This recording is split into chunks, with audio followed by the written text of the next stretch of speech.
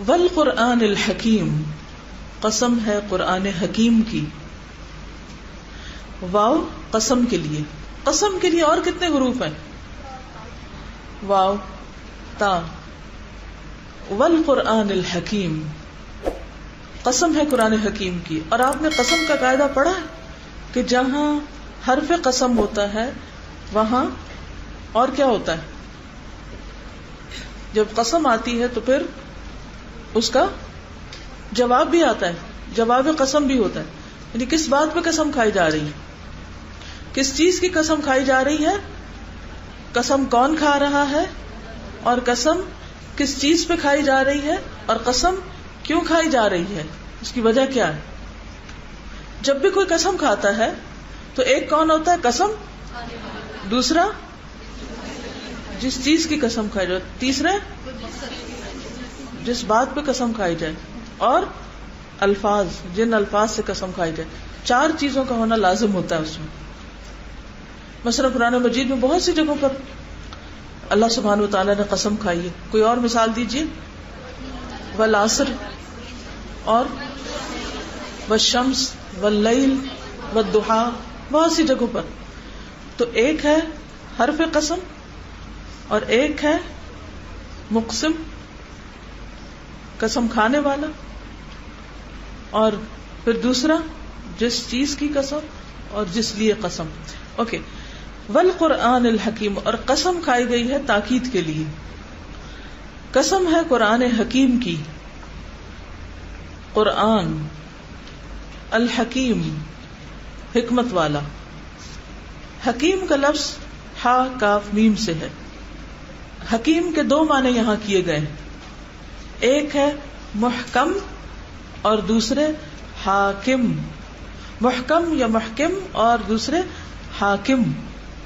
حاکم کا معنی کیا ہوتا ہے؟ فیصلہ کرنے والا. اور محکم حکمت والا. قرآن مجید کو حاکم کیوں کہا گیا ہے؟ یہ کس چیز کا فیصلہ کرتا ہے؟ حق اور باطل کا. اور پھر حکمت والا کس طرح ہے کہ اس کے اندر بے پناہ وزڈم پائی جاتی.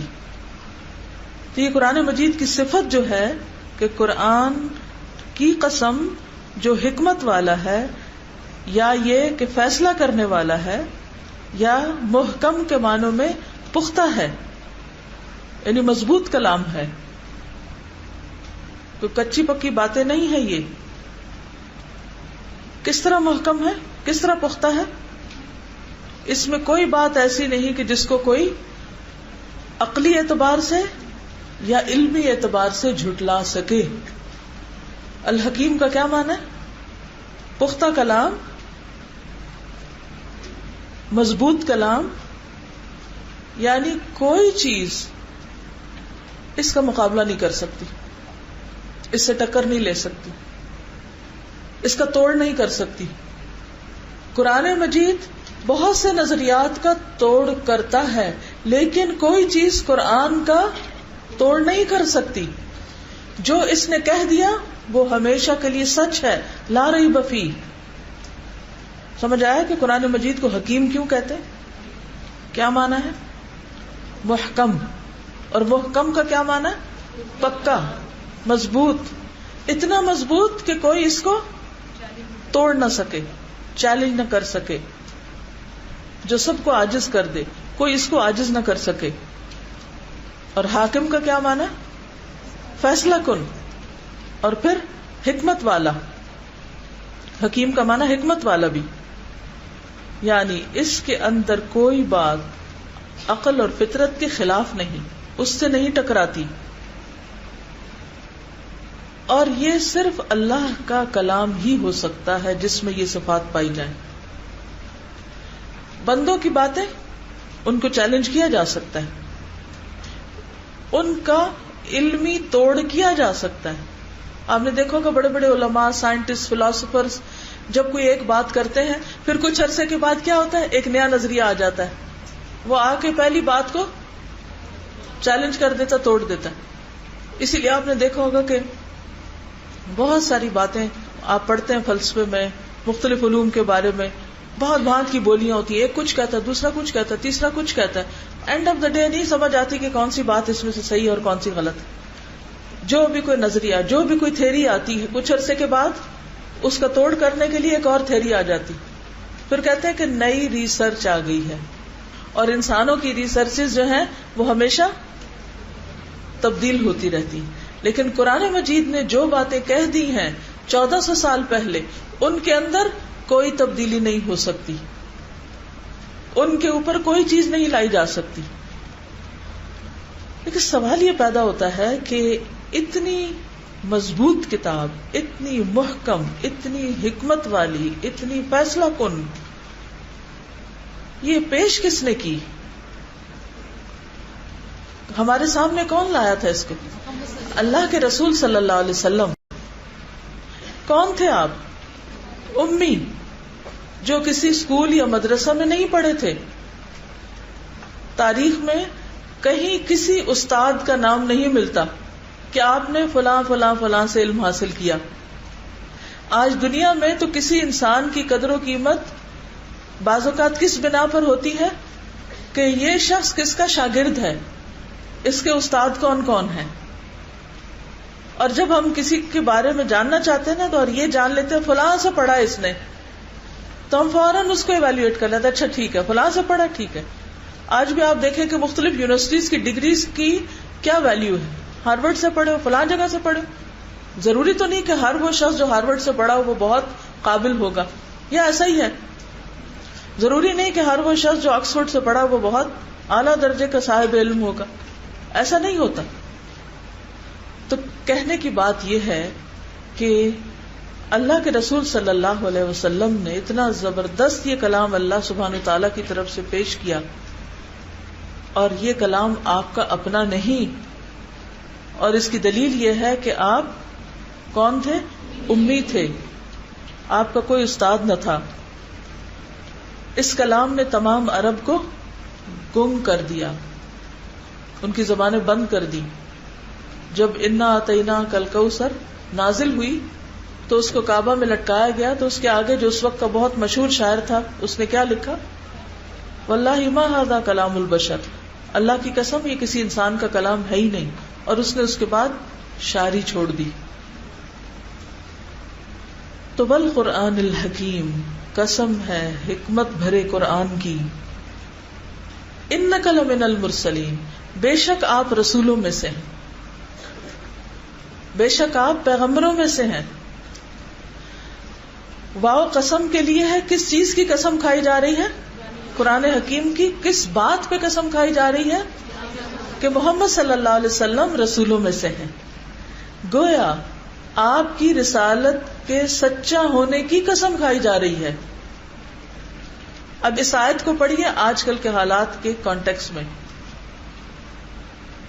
جب دنیا میں بہت سارے لوگ آپ کو رسول ماننے کو تیار نہیں، کیونکہ اگر وہ مانتے ہوتے تو وہ جرت بھی نہ کرتے، وہ سوچتے بھی نہ کہ وہ آپ کے ایسے کچھ خاکے بناتے، وہ ایسی کوئی بات بھی زبان سے نہ نکالتے، شاید ایسا کوئی خیال بھی دل سے نہ گزرتا۔ کیونکہ جس پر ایمان ہوتا ہے اور ایمان سچا ہوتا ہے تو پھر وہ ایمان محبت کا تقاضا بھی کرتا ہے، وہ ایمان اطاعت اور پیروی کا تقاضا بھی کرتا ہے، اور وہ عزت اور احترام کا تقاضا بھی کرتا ہے۔ لیکن جب ایمان نہیں ہوتا کسی بھی پیغمبر پر، پھر جو آپ جی چاہے کریں۔ اسی لیے کہا نا جب تمہارے اندر حیا نہیں تو پھر کیا کرو؟ جو جی چاہے کرو۔ اور حیا نہ ہو تو پھر کیا ہوتا ہے؟ ایمان بھی نہیں ہوتا۔ ایمان نہ ہو تو حیا بھی نہیں ہوتا۔ یہ سب کچھ دنیا میں کیوں ہو رہا ہے؟ کیونکہ حیا ہی نہیں۔ اور حیا کیوں نہیں؟ ایمان نہیں۔ کیونکہ بات یہ ہے کہ جس کے اندر حیا ہوگا وہ تو ایسی بات سوچ بھی نہیں سکے گا، ایسا مقابلہ کرنا کرانا تو دور کی بات، اس کے تو خیال سے بھی یہ بات نہیں گزر سکتی کہ اتنی محترم شخصیت کے بارے میں ایسی کوئی بات کہی بھی جائے۔ تو آپ دیکھیے نا اس وقت دنیا میں جو ایک وبا پھیلی ہوئی ہے ایمان نہ ہونے کی، اس کی کیسی کیسی خرابیاں انسان دیکھ رہے ہیں، اس کے نتیجے میں کیسی کیسی حرکتیں انسانیت کر رہی ہیں۔ یعنی مذاق اڑانے کے لیے، کسی کی ہنسی اڑانے کے لیے، کسی کو حقیر ثابت کرنے کے لیے، کسی کو لیٹ ڈاؤن کرنے کے لیے، اور کوئی چیز نہیں رہ گئی تھی کہ اللہ کے ایک پیغمبری کے بارے میں یہ سب کچھ کرنا تھا. یعنی یہ ایسی باتیں ہیں جن کو عقل بھی نہیں مانتی. دین، مذہب، شریعت تو ایک طرف رکھیے، عقل بھی نہیں مانتی کہ جو انسان دنیا میں اتنا بڑا انقلاب لایا ہو اور اتنا پیسفل انقلاب، اور جس نے انسانوں کی سوچ اور ذہن کا دھارا بدل دیا ہو، جس نے انسانیت کو اتنا کچھ دیا ہو، اس کے بارے میں ایسی مذموم جسارت. تو بات یہ ہے کہ صرف آج نہیں، اس دور میں بھی لوگ آپ کو کیا کہتے تھے؟ اس دور میں بھی آپ کی ہنسی اڑاتے تھے اور آپ کو مجنون کہتے اور آپ کو شاعر کہتے، دیوانہ کہتے. اور سب سے بڑی بات یہ کہ وہ آپ کو رسول ماننے کو تیار نہیں تھے، اور وہ کہتے تھے لست مرسلا، آپ نہیں بھیجے گئے، ہم نہیں آپ کو رسول مانتے. تو اللہ سبحانہ و تعالی نے ایک طرف نبی صلی اللہ علیہ وسلم کو تسلی دی کہ آپ یقیناً رسولوں میں سے ہیں، اور دوسری طرف لوگوں کو یقین دہانی کرا دی. کس بات کی؟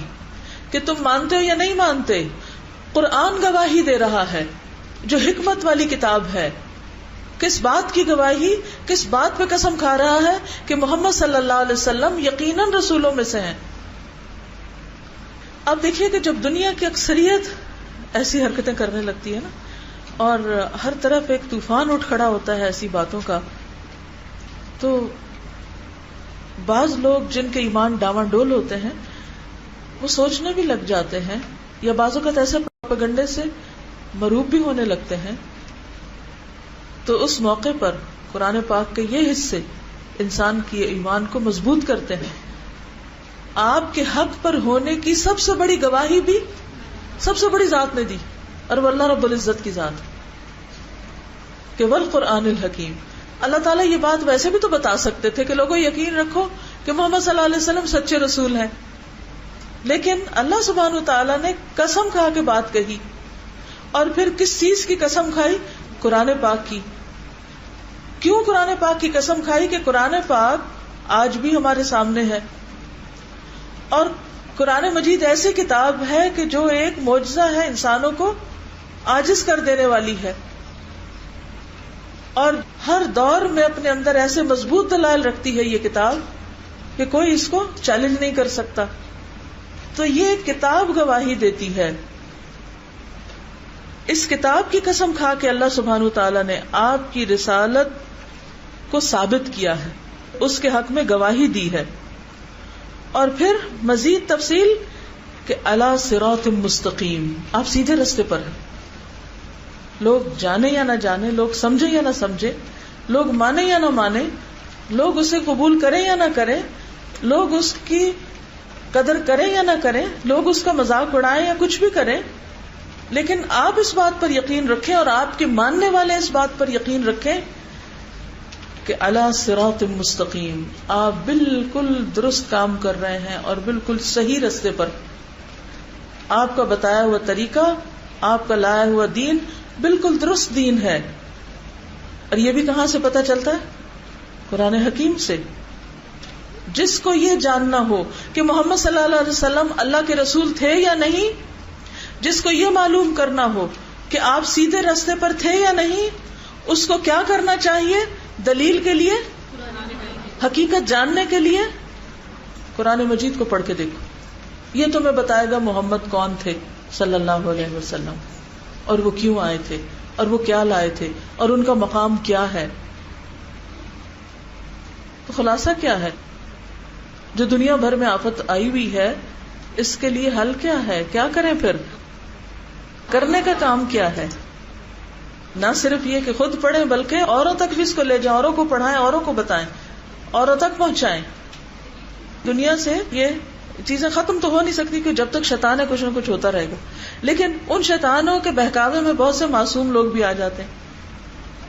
تو ان کو ایسے شیطانی ٹریپس سے بچانے کے لیے ان سارے مسائل کے حل کے طور پر پھر لائے عمل سب مسلمانوں کے لیے یہی ہے کہ وہ قرآن کی روشنی کو عام کریں، کیونکہ قرآن ہی فیصلہ کن چیز ہے، یہی الحکیم ہے، جو حاکم ہے، جو فیصلہ کرے گا اور جو آپ کو صحیح رستہ دکھائے گا. اب سمجھ آئے کہ قرآن کے ساتھ حکیم کا لفظ کیوں آیا ہے. اس بات پر کہ آپ رسول ہیں اس کے لیے قرآن حکیم کی قسم کیوں کھائی گئی ہے. لا تحسبوه شرا لکم بل هو خیر لکم. اس کے ذریعے بہت سے لوگ ہدایت بھی پائیں گے انشاءاللہ، اور بہت سے سوئے ہوئے مسلمان جاگ بھی اٹھے ہیں. یعنی اس کلام کے ذریعے اللہ سبحانہ تعالیٰ نے اپنے رسول کی اور اپنی کتاب کی اہمیت ہم سب پر واضح کر دی ہے. یاسین والقرآن الحکیم انک لمن المرسلین علی صراط مستقیم. لوگ جو چاہیں باتیں بنائیں، اس دین کا، اس رسول کا، اس کتاب کا جتنا چاہے مذاق اڑائیں، لیکن حقیقت یہ ہے کہ سیدھا راستہ یہیں سے گزرتا ہے. وہ راستہ جو بالکل درست اور منزل تک پہنچانے والا ہے. زندگی کے اس سفر میں بھی انسان کو صحیح رہنمائی دینے والا ہے، اور اختتام پر، اینڈ میں اگر کوئی اس راستے پر جمع رہتا ہے تو جنت تک پہنچانے والا ہے. سورۃ الشورى آیت 52 اور 53 میں آتا ہے وَإِنَّكَ لَتَهْدِي إِلَى صِرَاطٍ مُسْتَقِيمٍ. اور بے شک آپ یقیناً ہدایت دیتے ہیں سیدھے راستے کی طرف، یعنی رسول اللہ صلی اللہ علیہ وسلم. صراط اللہ الذی لہ ما فی السماوات وما فی الارض. راستہ اس ہستی کا، اس ذات کا جو آسمانوں اور زمین کا مالک ہے، جس کے ہاتھ میں آسمان و زمین کی ساری بادشاہت ہے. الا الی اللہ تصیر الامور. خبردار، اللہ کی طرف لوٹتے ہیں سارے فیصلے، سب چیزیں واپس اسی کی طرف جانے والی ہیں. لیکن اللہ سبحانہ تعالیٰ نے اس بات کو واضح فرما دیا کہ نبی صلی اللہ علیہ وسلم خود سیدھے راستے پر ہیں، علی صراط مستقیم ہے، اور وَإِنَّكَ لَتَهْدِي إِلَى صِرَاطٍ مُسْتَقِيمٍ. اور یہ صراط مستقیم ہے کیا؟ صراط اللہ، اللہ کا راستہ. الذی، کون ہے وہ اللہ؟ لہ ما فی السماوات وما فی الارض، جو مالک ہے آسمان و زمین کی ہر چیز کا، سب سے بڑا، اور سارے امور اسی کی طرف پلٹتے ہیں، اور ان کا اصل فیصلہ وہی کرے گا.